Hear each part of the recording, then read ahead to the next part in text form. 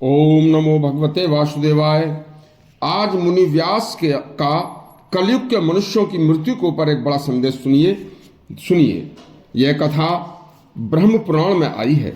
सुनिए। एक बार भृगु क्षेत्र में तपस्वी ऋषियों की एक बड़ी सभा लगी थी। उस सभा में मुनि व्यास भी पधारे। तब सभी तपस्वी ऋषि मुनियों ने व्यास जी से विनय पूर्वक कहा, हे भगवान, अभी कुछ दिन में भयानक कलिकाल शुरू होने वाला है। उस युग में मनुष्यों की मृत्यु कैसे कैसे कष्टों से होगी, उस कष्टमय मृत्यु से कैसे बचा जा सकेगा।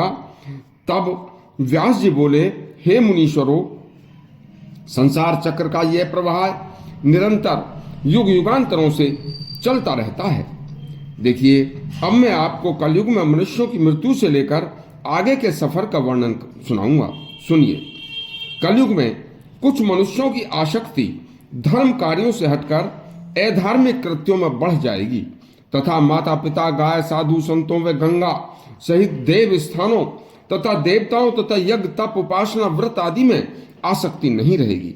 दान, पुण्य, यज्ञ, देव पूजा को लोग ढोंग कहना शुरू कर देंगे। नास्तिकता बढ़ जाएगी। नास्तिक लोग अच्छे धार्मिक लोगों को देव पूजा को ढोंग बताकर केवल धनोपार्जन को ही अच्छा मानेंगे और उसी की शिक्षा देंगे। और धन को किसी भी प्रकार से प्राप्त क्यों न करना पड़े, उचित अनुचित, न्याय अन्याय, धर्म अधर्म कैसे भी प्राप्त हो, उसे प्राप्त करना अपना सच्चा कर्म समझेंगे।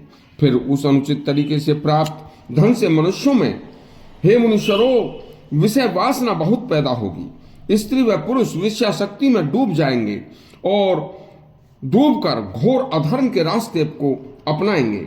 मांस, मदिरा, वैश्यालय खुलेआम चलेंगे। जन्म देने वाली माताएं पुत्रों द्वारा तिरस्कृत होंगी। बहुएं सासों को दुख देंगी और स्वयं मनमानी करेंगी। पुत्र माता पिता में दोषारोपण करके उनका जी दुखाएंगे। निर्धन, रोगी, असहाय, निर्बल भूखे भी हों तो उनकी दवाई, चिकित्सा व भूख गरीबी का धनवान व बलशाली लोग उपहास उड़ाएंगे और स्वयं स्वादिष्ट भोजन करने में मस्त रहेंगे। अब कुछ दिन अपनी मस्ती में रहने के बाद ऐसे मनुष्यों का जब मृत्यु समय आएगा तो वह भी बहुत जल्दी आएगा। देखिए, मृत्यु का समय उनका वात, पित्त, कफ दूषित होकर उन्हें नाना प्रकार के रोग पैदा करेगा। इससे उन्हें अनेक प्रकार के कष्ट होने शुरू हो जाएंगे।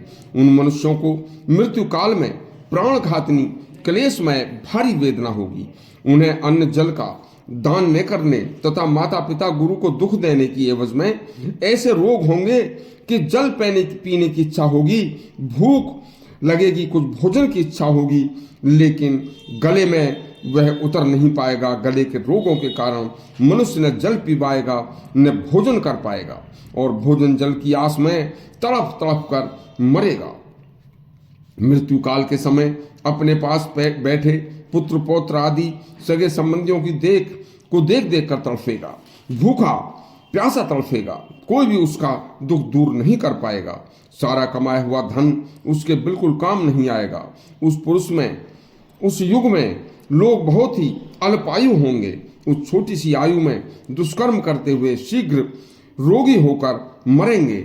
उस समय जो लोग अपने को संभालते हुए आस्तिक व श्रद्धालु होंगे, देव पूजा, यज्ञ, दान, धर्म, सात्विक और लज्जावान होंगे, जो बुरी आसक्तियों से, बुरी कामनाओं से, क्रोध से, विषयाशक्ति से तथा द्वेष, अधर्म से दूर होंगे, माता पिता, गुरु की पूजा करेंगे, यथोचित दान करेंगे, धर्म में रुचि रखेंगे, वह मनुष्य सुखपूर्वक मृत्यु को प्राप्त होंगे। उन्हें मृत्यु काल में कभी कोई कष्ट वेदना नहीं होगी। उन्हें मृत्यु के समय भूख, प्यास, जलन नहीं होगी। उनकी वाणी भी मरते समय तक शुद्ध आचरण करती रहेगी, शुद्ध उच्चारण करती रहेगी।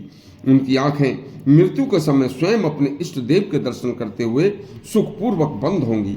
हे मुनीश्वरों, आज के इस वर्णन को जो भी कलिकालवासी सुनकर इस पर अमल करेगा उसका अवश्य ही कल्याण होगा। अब कल को हम मृत्यु से आगे की सफर की कथा सुनाएंगे। इसके लिए हमारा चैनल सब्सक्राइब करें और घंटी दबाएं। धन्यवाद।